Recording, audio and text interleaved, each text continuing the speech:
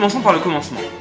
En 1959, alors que le classicisme arrive à son terme, Hitchcock sort Psycho, son nouveau film.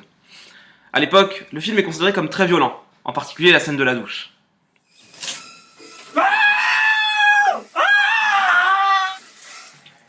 Ici, Hitchcock osait impensable, supprimer l'héroïne de son film au bout de 30 minutes, ce qui à l'époque n'avait jamais été fait.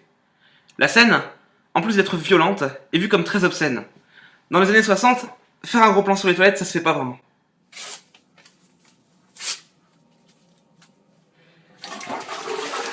Le film, par le simple traumatisme que cette scène a engendré, est très rapidement devenu culte. La preuve, il a même été repris dans Les Simpsons.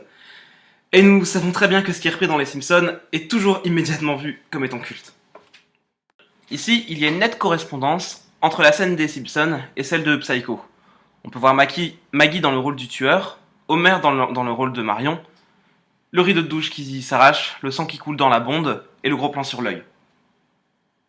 Le film, et en particulier la scène de la douche, seront repris de nombreuses fois dans différents films, notamment ceux de Brian De Palma dont nous reparlerons ensuite. Mais d'abord, intéressons-nous à L'Ange de la Vengeance, film de Abel Ferrara, réalisateur américain. L'Ange de la Vengeance nous raconte l'histoire d'une jeune femme qui se fait violer dans la rue après avoir fait ses courses. Mais l'histoire ne s'arrête pas là. Une fois rentrée chez elle, elle découvre un cambrioleur chez elle qui la viole une seconde fois. Elle le tue finalement avec un fer à repasser avant de le découper en morceaux dans la baignoire.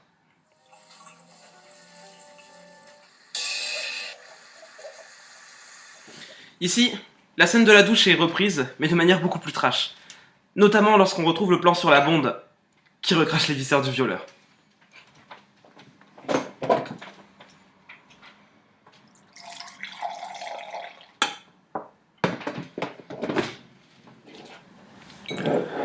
Alors, cette scène n'aurait pas pu être visible dans les années 60, car n'oublions pas, ce qui était choquant dans les années 60 n'était plus dans les années 80.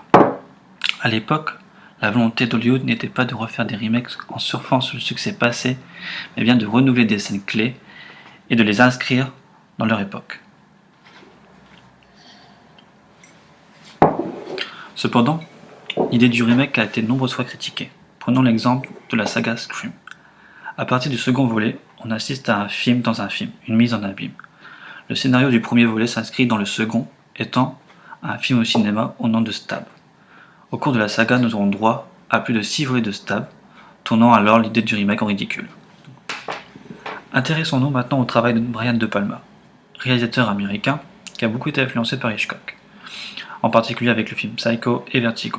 Dans son film Dress to Kill, traduit par Pulsion dans la version française, on va retrouver la fameuse scène de la douche. Excusez-moi pour le spoil, mais l'héroïne se fait tuer dans l'ascenseur. On a d'ailleurs une double citation, dans la mesure où en fait il reproduit la scène de la douche, mais il tue son héroïne au bout de 30 minutes de film.